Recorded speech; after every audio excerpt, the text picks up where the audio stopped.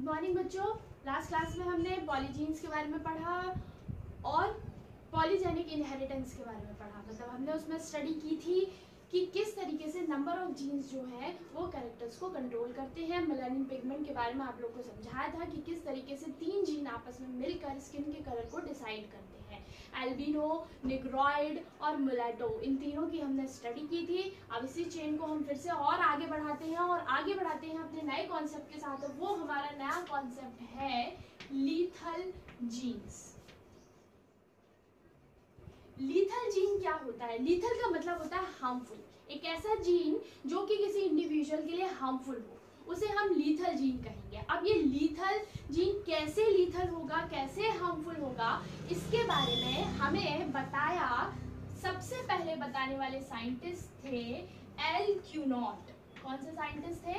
L क्यूनॉट, जिन्होंने 1905 में ये एक्सप्लेन किया कि लीथल जीन या लीथैलिटी, लीथल जीन के एक्सप्रेशन को या इस फिनोमिना को लीथैलिटी कहा जाता है। तो सबसे पहले लीथैलिटी के बारे में बताने वाले थे हमारे साइंटिस्ट एल क्यूनॉट, जिन्होंने माइस के ऊपर अपना एक्सपेरिमेंट किया 1905 में और बताया कि लीथल जीन क्या होते हैं। तो हम बढ़ते हैं इनके एक्सपेरिमेंट की तरफ।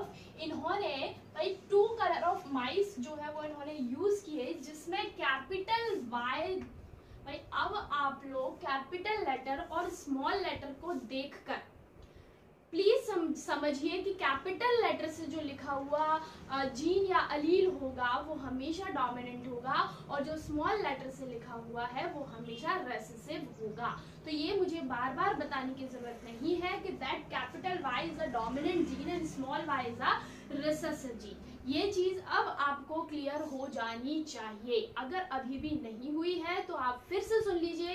कैपिटल लेटर से जिस अलील को, जिस जीन को डिनोट किया जाएगा दैट इज डोमिनेंट, और स्मॉल लेटर से जिसे डिनोट किया जाएगा वो रिसेसिव जीन ही होगा। क्लियर है? चलिए, तो कैपिटल वाई जो है वो माइस के येलो कलर के लिए रिस्पॉन्सिबल है, ठीक। और इसी के साथ जो स्मॉल वाई अलील है या जीन है वो रिस्पॉन्सिबल है ग्रे कलर के लिए, ठीक है।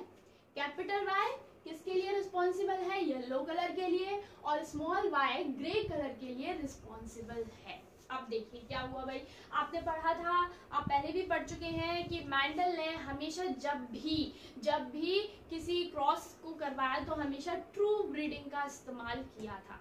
तो एल क्यूनॉट ने भी यही कोशिश की कि वो ट्रू ब्रीड्स का ही इस्तेमाल करें। तो उन्होंने कैपिटल वाई और कैपिटल वाई वाले इस फॉर्म के माइस को ढूंढने की बहुत कोशिश की, लेकिन उन्हें कैपिटल वाई वाला जीन वाला माइस जो है वो नहीं मिला, ठीक है। तो प्रॉब्लम यहीं से शुरू हुई कि कैपिटल वाई वाला माइस क्यों नहीं मिल रहा है। It means pure yellow colour का माइस कहाँ है, क्यों नहीं है, क्यों हमें प्योर येलो कलर नहीं मिल रहा। अगर हम ढूंढने जाएं कैपिटल वाई स्मॉल वाई हमें अवेलेबल है, इजीली हमें मिल रहा है, कलर इसका भी येलो होगा, कलर इसका क्या होगा? येलो, क्योंकि कैपिटल वाई क्या शो कर रहा है? कैपिटल वाई जो है वो डोमिनेंसी शो कर रहा है, स्मॉल वाई अपना एक्सप्रेशन नहीं दे रहा है। तो इस माइस का कलर भी क्या होगा? कैपिटल वाई, सॉरी इस माइस का कलर कैसा होगा? येलो होगा, सिंपल सी बात, ठीक है। लेकिन हमें कैपिटल वाई चाहिए जो कि एल क्यूनॉट को नहीं मिला था, ठीक है। तो इन्होंने क्रॉसिंग करवाई कि भाई नहीं मिल रहा है तो चलो हम ट्रू ब्रीडिंग नहीं मिल रही है तो हेटेरोजाइगस फॉर्म में ही करवा लेते। इन्होंने क्या किया? कैपिटल वाई स्मॉल वाई की क्रॉसिंग कराई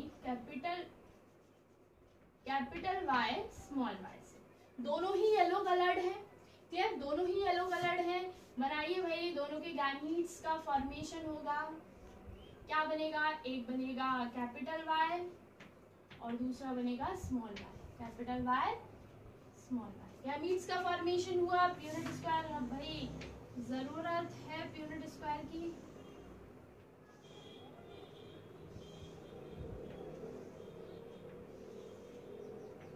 हमने अब हमारा यूनिट स्क्वायर फॉर्म किया,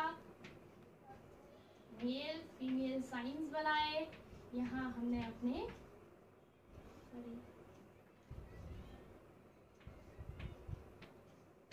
इसको हम फिल करते हैं। यहाँ हमें मिला capital Y capital Y, capital Y small Y, capital Y small Y और स्मॉल वाई स्मॉल। अब देखिए ये जो 4 प्रोजेनीज हमें मिली है, अकॉर्डिंग टू मेंडल हमें रेशो मिलना चाहिए, फिनोटाइपिक रेशो क्या मिलना चाहिए, 3:1।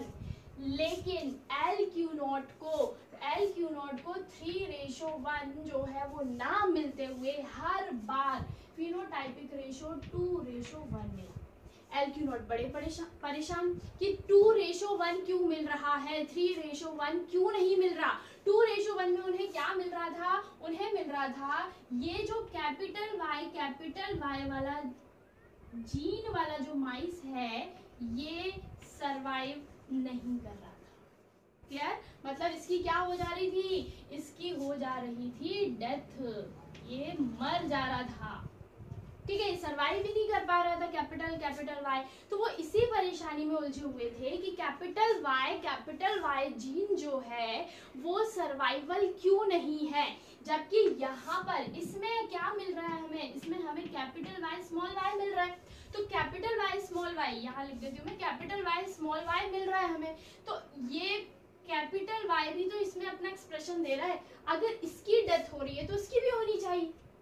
क्लियर है, लेकिन इन दोनों की डेथ नहीं हो रही है, कैपिटल वाई की डेथ हो रही है और रेशो हमें क्या मिल रहा है, 2:1।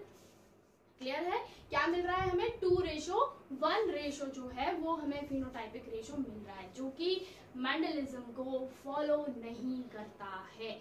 मेंडलिज्म कहता है 3:1, लेकिन लीथैलिटी या लीथल जीन जो है वो इसको फॉलो नहीं करते हैं। अब जरा इसके कंक्लूजन पर पहुंचते हैं कि ऐसा क्यों हुआ, क्योंकि ये कंक्लूजन भी इन्होंने ही हमें बताया था। इन्होंने बताया कि ये जो कैपिटल वाई वाला जीन है, इस जीन के साथ कोई भी येलो कलर्ड माइस नहीं मिलेगा, मतलब प्योर येलो कलर्ड माइस अवेलेबल नहीं होगा। क्यों नहीं होगा, रीजन कैपिटल वाई इसकी बात करते हैं। इसलिए नहीं होगा क्योंकि ये जो कैपिटल वाई जीन है ये एक पैलियोट्रोपिक जीन है। कैसा जीन है, पैलियोट्रोपिक जीन। जब ये डोमिनेंट कंडीशन में होता है, जब ये डोमिनेंट कंडीशन में होता है तो ये रिस्पॉन्सिबल होता है कलर के लिए, और वो भी कलर कौन सा, येलो कलर। ठीक है, लेकिन जब ये रिसेसिव फॉर्म में होता है, तब ये उस माइस की वायबिलिटी को कंट्रोल कर रहा होता है। तब ये उस माइस की किसको कंट्रोल कर रहा होता है भाई, उस माइस की वायबिलिटी को कंट्रोल कर रहा है कि भाई किसको कंट्रोल कर रहा है, वायबिलिटी।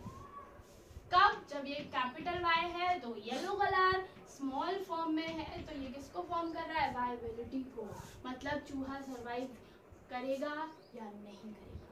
ठीक है, तो क्या भाई देखिए अब यहाँ पे क्या हो रहा है, ये वाला जो स्मॉल वाई था ये कैसा हो गया, यहाँ डोमिनेंट हो गया। इस स्मॉल वाई ने अपना एक्सप्रेशन दे दिया, और एक्सप्रेशन देने का मतलब क्या हुआ, चूहे की डेथ हो जाएगी, क्योंकि ये किसके लिए रिस्पॉन्सिबल है, वायबिलिटी के लिए रिस्पॉन्सिबल। क्लियर है। तो क्या हुआ, ये जो कैपिटल वाई जीन है ये कैसा जीन है भाई, ये एक पैलियोट्रोपिक जीन है जो कि 2 कैरेक्टर को कंट्रोल कर रहा है। कौन कौन से कैरेक्टर हैं, एक तो कलर को कंट्रोल कर रहा है, दूसरा जो है वो वायबिलिटी को कंट्रोल कर रहा है। जैसे ये रिसेसिव फॉर्म डोमिनेंट बनता है तो जो माइस है वो सरवाइव नहीं करता है, और इसी फिनोमिना को लीथैलिटी कहा जाता है। मतलब ये जीन जो है वो लीथल जीन है, जिसके एक्सप्रेशन के कारण जो है ये अपना एक्सप्रेशन दे देता है और चूहे की डेथ हो जाती है। ठीक है, आई थिंक अब आपको समझ में आ गया होगा कि लीथैलिटी क्या है, लीथल जीन क्या होते हैं। लीथल जीन जो कि सर्वाइवलिटी को कंट्रोल करें। ठीक है, अब जरा यहाँ देखिए, लीथल जीन से हमें ये कंक्लूजन पता चलता है कि अगर हम लीथल जीन की स्टडी करना चाहें तो लीथल जीन दोनों टाइप का हो सकता है, वो रिसेसिव फॉर्म में भी हो सकता है और वो डोमिनेंट फॉर्म में भी हो सकता है। देखिए यहाँ पर ये डोमिनेंट फॉर्म में था जिसके कारण एक्सप्रेशन दिया और चूहे की डेथ हो गई, माइस क्या हो गया, मर गया, क्लियर है। लेकिन जब वो रिसेसिव फॉर्म में था तब उसने अपना एक्सप्रेशन नहीं दिया था और चूहा क्या कर गया, सर्वाइव कर गया, चूहा क्या कर गया, सर्वाइव कर गया, ठीक है। मतलब हमने कैपिटल वाई और स्मॉल वाई फॉर्म में जो चूहा था, जो माइस था, वो क्या कर गया था, सर्वाइव कर गया था, क्योंकि ये जो लीथल जीन था तो इसके पास भी, लेकिन रिसेसिव फॉर्म में था।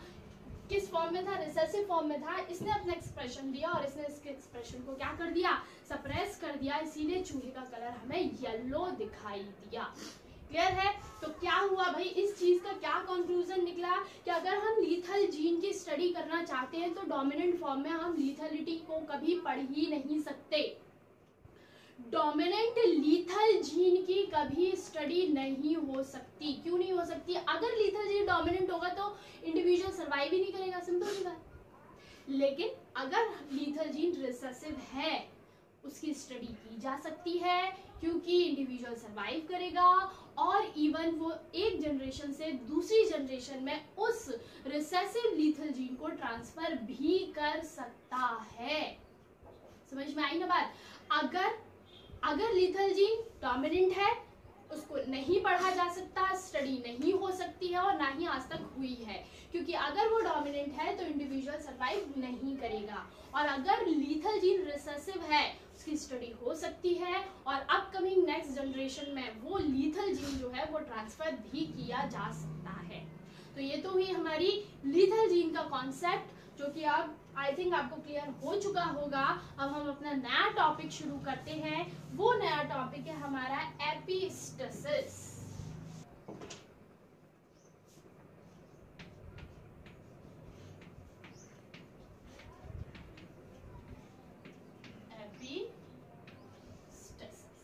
चलिए भाई, ये जो चीजें मैं आपको एक्सप्लेन कर रही हूँ वो आपको इतनी क्लियरली किसी बुक में नहीं मिलने वाली हैं बिल्कुल भी। जब हमारी रेगुलर क्लासेस शुरू हो जाएंगी बच्चों, तो आप लोग उसे नोट्स जो है वो कलेक्ट कर लीजिएगा। आपको बिल्कुल बहुत अच्छी तरीके से एक बहुत सिंपल लैंग्वेज के साथ डायग्रामेटिक तरीके से बहुत अच्छे से रिप्रेजेंटेशन उन नोट्स में मिल जाएगा, ठीक है। तो बहुत ज़्यादा परेशान होने की ज़रूरत नहीं है, लेकिन जो भी चीज़ें मैं आपको पढ़ा रही हूँ उनको बहुत ही कॉन्सेंट्रेशन के साथ सुनो, ज़रूरी है, क्योंकि इतना एक्सप्लेनेशन आपको एनसीईआरटी में भी नहीं मिलने वाला है।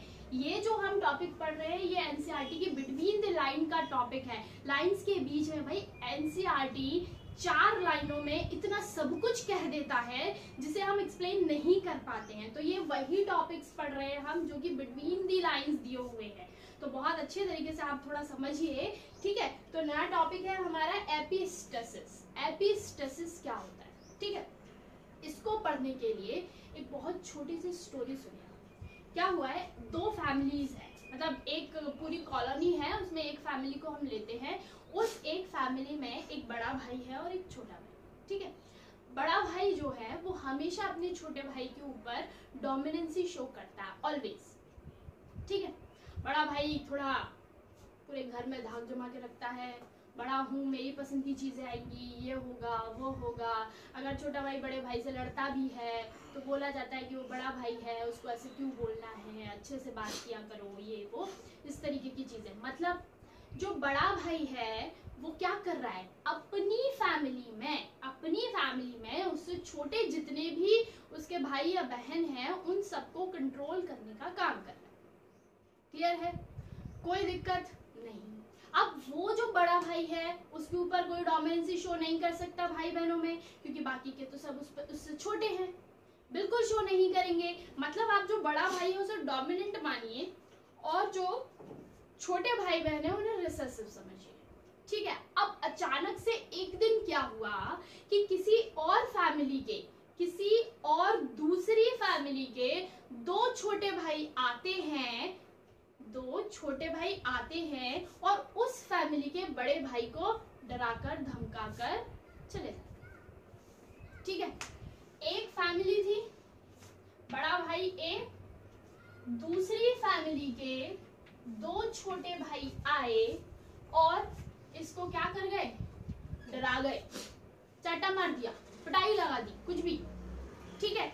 तो क्या हुआ, दूसरी फैमिली के छोटे भाई आकर इसको क्या कर गए, रिसेसिव, मतलब इसका एक्सप्रेशन क्या कर दिया इन्होंने, कम कर दिया। दूसरी फैमिली, उस फैमिली का तो कोई कुछ नहीं कर पाया ना भाई। देखिए इस कैपिटल ए का इस स्मॉल ए से कोई लेना देना था, कोई मतलब नहीं था, लेकिन हुआ कुछ ऐसा जिसके कारण इस दूसरी फैमिली के दोनों जो रिसेसिव जीन थे, मतलब डोमिनेंट से छोटे, ठीक है, जो रिसेसिव जीन थे वो इस डोमिनेंट जीन को क्या कर गए, इसका एक्सप्रेशन उन्होंने घुमा दिया कि भाई तुम अपना एक्सप्रेशन मत दो। कौन एक्सप्रेशन देगा,